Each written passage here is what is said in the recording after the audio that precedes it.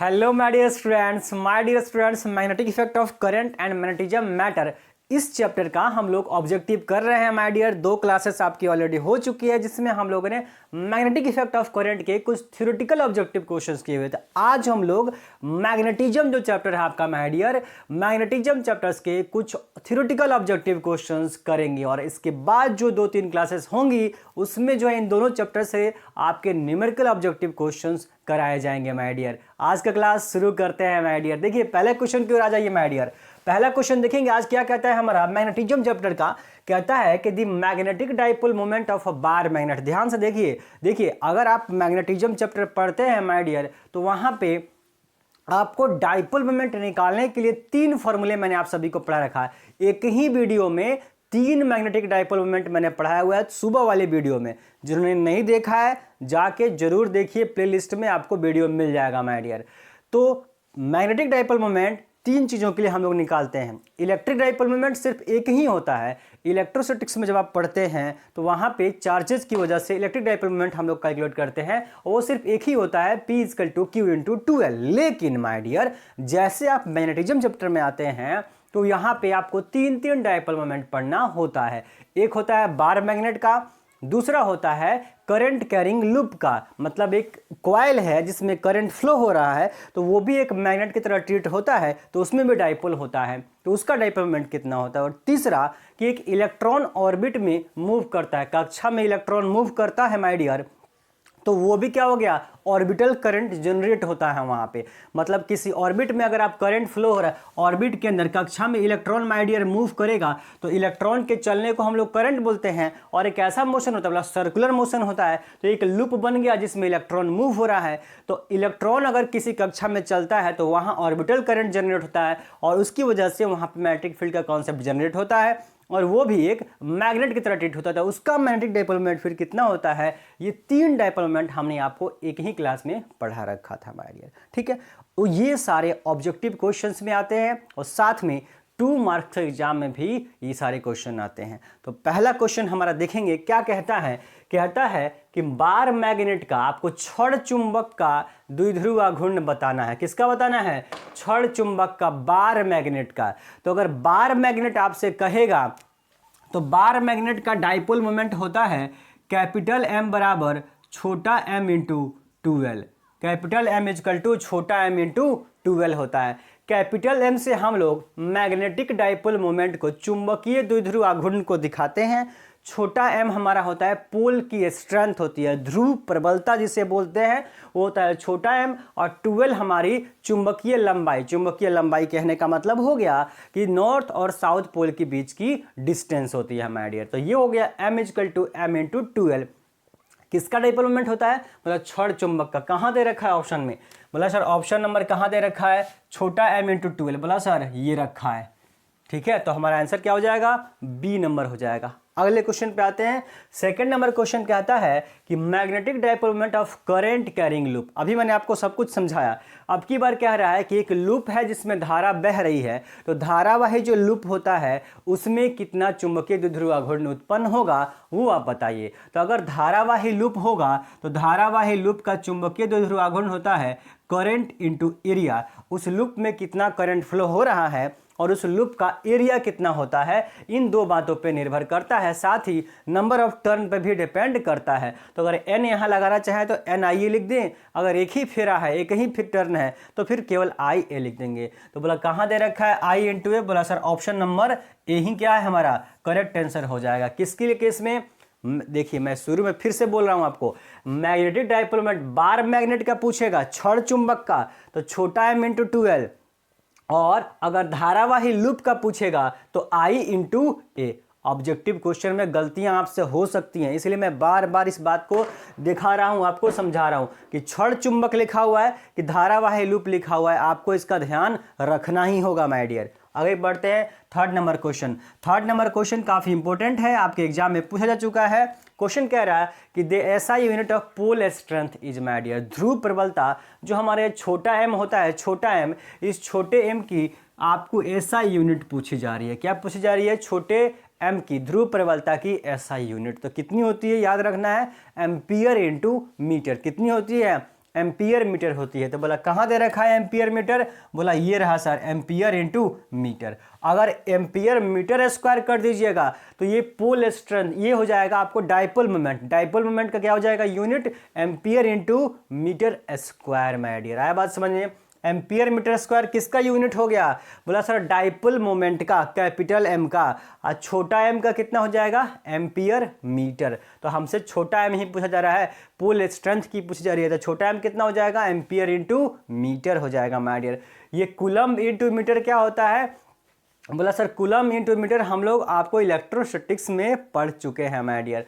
क्या होता है, ये डाइपोल मोमेंट हो जाएगा किसका, इलेक्ट्रिक डाइपोल मोमेंट का ऐसा यूनिट हो जाता है। विद्युत द्विध्रुव आघूर्ण का ऐसा यूनिट होता है, ये चार्ज इंटू लेंथ। तो ये हो गया आपका कहाँ का, इलेक्ट्रिक डाइपोल मोमेंट, विद्युत द्विध्रुव आघूर्ण जो होता है उसका डाइपोल मोमेंट का, उस जो डाइपोल मोमेंट का ऐसा यूनिट होता है कूलम इंटू मीटर। ठीक है, अब चौथा नंबर क्वेश्चन भी काफ़ी इंपॉर्टेंट है आपके एग्जाम में। फोर्थ नंबर क्वेश्चन भी कई बार आ चुका है माय डियर। देखिए फोर्थ नंबर क्वेश्चन क्या कहता है, the potential energy of a bar magnet in stable equilibrium. अस्थाई साम्यावस्था में हमें बतानी है कि किसी छड़ चुंबक की स्थितिज ऊर्जा कितनी होती है। आप यकीन मानिए अगर आप मॉर्निंग की क्लास देखते हैं डेली बाय डेली तो शायद ही कोई ऑब्जेक्टिव क्वेश्चन होगा जिसमें आपको किसी प्रकार की कोई समस्या आएगी, क्योंकि सुबह में जब मैं पढ़ाता हूं, कोई भी टॉपिक पढ़ाता हूं माय डियर, तो एक टॉपिक से रिलेटेड जितनी दुनिया भर की बातें हो सकती हैं सारी बातें मैं डिस्कस करता हूं माय डियर। क्या एग्जाम में क्वेश्चन आ चुका है, क्या आ सकता है और क्या आने की संभावना है इस साल, उस सारी की सारी बातें में माय डियर। तो आपको मॉर्निंग की क्लास हर हाल में देखनी है अगर आपको 90 प्लस मार्क्स लाना है माय डियर। चलिए आगे बढ़ते हैं, क्वेश्चन देखते हैं क्या कहता है। पोटेंशियल एनर्जी हमको बतानी है बार मैग्नेट की। ये सब क्वेश्चन आपके एग्जाम में आए हुए हैं और सब क्वेश्चन हम डिस्कस कर चुके हैं मॉर्निंग की क्लासेस में, फिर भी ऑब्जेक्टिव के स्पेशल क्लास में हम सारे क्वेश्चंस का डिस्कशन कर रहे हैं। क्या कहता है, छड़ चुंबक की स्थितिज ऊर्जा बतानी है। तो सबसे पहले आपको जाननी पड़ेगी कि स्थितिज ऊर्जा जो होती है वो होती कितनी है। तो बोला सर हमने आपको पढ़ा रखा है, स्थितिज ऊर्जा जो होती है वो mb cos theta 1 minus cos theta 2, ये होती है स्थितिज ऊर्जा का फार्मूला। बोला सर ये फार्मूला होता है हमारा स्थितिज ऊर्जा का छड़ चुंबक के केस में। अब इसमें हम तमाम तरह की कंडीशन लगाते हैं और कंडीशन लगाने के बाद स्टेबल इक्विलिब्रियम का जो हमारा आता है कॉन्सेप्ट अस्थाई साम्यावस्था का, वो कितना आता है, बोला सर माइनस का mb आता है। कितना का होता है, माइनस का mb। तो कहाँ से आंसर दे रखा है, बोला सर ऑप्शन नंबर बी हमारा करेक्ट आंसर हो जाएगा। ऐसे भी आप याद रखेंगे कि अस्थाई, कोई भी वस्तु अस्थाई तभी होगी जब वो अपनी स्थितिज ऊर्जा को, पोटेंशियल एनर्जी को कम करेगा। अगर आपकी पोटेंशियल एनर्जी हाई है, ज़्यादा है, तो आप स्टेबल नहीं हो सकते, चाहे कोई इंसान हो, चाहे कोई दुनिया में कोई भी बॉडी हो माय डियर। ठीक है, फिजिक्स में हम लोग नेचर के बारे में पढ़ते हैं और नेचर के अंदर कोई भी बॉडी के पास अगर पोटेंशियल एनर्जी है ज़्यादा तो कभी स्टेबल ही कंडीशन में रह ही नहीं सकता है। तो इसीलिए कोई भी बॉडी अगर अपनी स्थिति को स्टेबल बनाना चाहता है, अस्थाई बनाना चाहता है, तो अपनी पोटेंशियल एनर्जी को लूज करता है, कम करते जाता है माय डियर। अगर पोटेंशियल एनर्जी जितनी कम होगी उतना ही बॉडी अस्थाई होता है। ठीक है, तो हमारा आंसर क्या हो जाएगा, माइनस का mb क्या हो जाएगा, माइनस m इंटू बी हो जाएगा। बढ़ते हैं अगले क्वेश्चन की। अगर किसी को अगर नोट डाउन करना है तो वीडियो पॉज करके लिख भी सकता है माय डियर।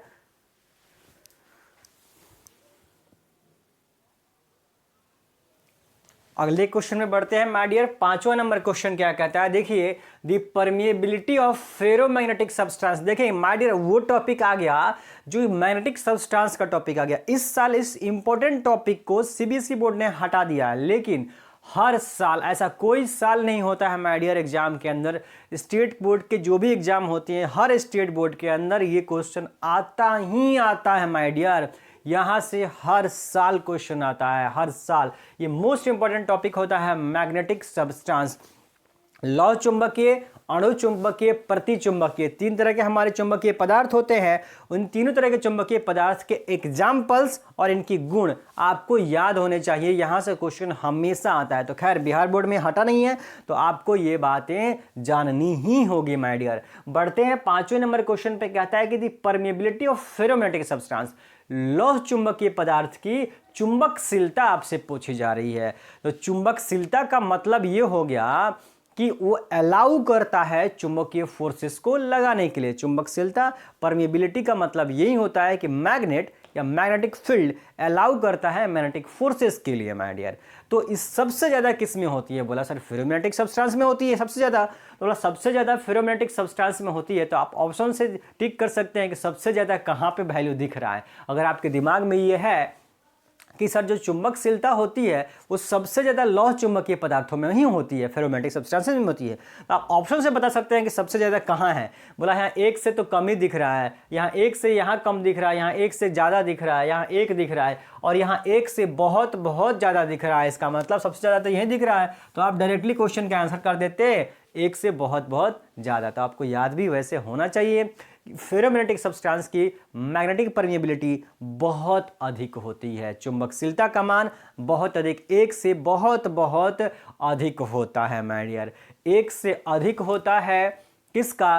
पैरामैग्नेटिक का। अणु चुंबकीय पदार्थ का भी चुंबकशीलता एक से अधिक होगा। ध्यान से सुनिए, दूसरा ऑब्जेक्टिव क्वेश्चन मैं बोल रहा हूं। मैं वैसे करवाता हूं 7 से 8 ऑब्जेक्टिव, लेकिन हर रोज 12, 15, 20 ऑब्जेक्टिव क्वेश्चन तक डिस्कशन होता है माय डियर।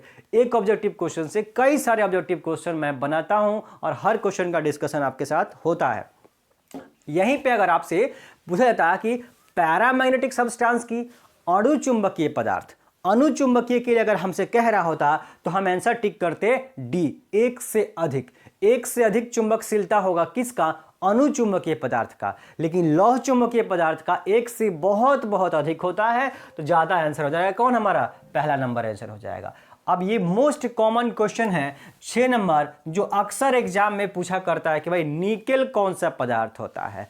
तो आयरन, निकेल, कोबाल्ट आपको याद रखना है। आयरन, लोहा, निकेल और कोबाल्ट, ये तीनों लौह चुंबकीय पदार्थ होते हैं। कौन से पदार्थ होते हैं? आयरन, निकेल और कोबाल्ट कौन से पदार्थ होते हैं? लौह चुंबकीय पदार्थ। बोला निकेल लौह चुंबकीय पदार्थ कहां दे रखा है माय डियर? दे रखा है सी नंबर ऑप्शन में, फेरोमैग्नेटिक सब्सटेंस, लौह पदार्थ हो जाएगा हमारा आंसर। 7वें नंबर क्वेश्चन पे आइए। कहता है दी ससेप्टिबिलिटी ऑफ डायमैग्नेटिक सब्सटेंस। बहुत इंपॉर्टेंट क्वेश्चन है ये भी माय डियर। ये क्वेश्चन आपके एग्जाम में आ सकता है, क्योंकि हमेशा परमिएबिलिटी का क्वेश्चन तो अब बहुत बार पूछा जा चुका है, लेकिन ससेप्टिबिलिटी का क्वेश्चन जल्दी आता नहीं है, लेकिन आने की पूरी संभावना है। अगर थोड़ा भी क्वेश्चन यहां से अलग बनाया जाएगा तो यकीन मानिए परमिएबिलिटी न पूछ करके आपसे ससेप्टिबिलिटी पूछा जाएगा माय डियर, चुंबकीय प्रवृत्ति ही पूछा जाएगा। क्या पूछा जाएगा? क्वेश्चन है कि डायमैग्नेटिक सब्सटेंस की प्रति चुंबकीय पदार्थ की चुंबकीय प्रवृत्ति का मान कितना होता है?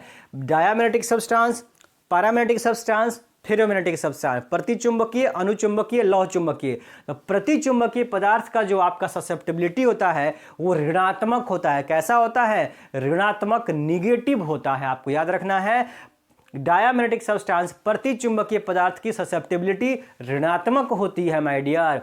और यहीं अगर आपसे डायमैग्नेटिक ना पूछ के पैरामैग्नेटिक पूछ देता तो पैरामैग्नेटिक क्या होता है? अल्प, थोड़ा सा होता है मान पॉजिटिव में, पॉजिटिव होता है पर बहुत कम। और फेरोमैग्नेटिक में बहुत अधिक पॉजिटिव होता है लेकिन बहुत अधिक। 3 ऑब्जेक्टिव क्वेश्चन एक ही में बता रहा हूं मैं, एक क्वेश्चन में 3 ऑब्जेक्टिव माय डियर।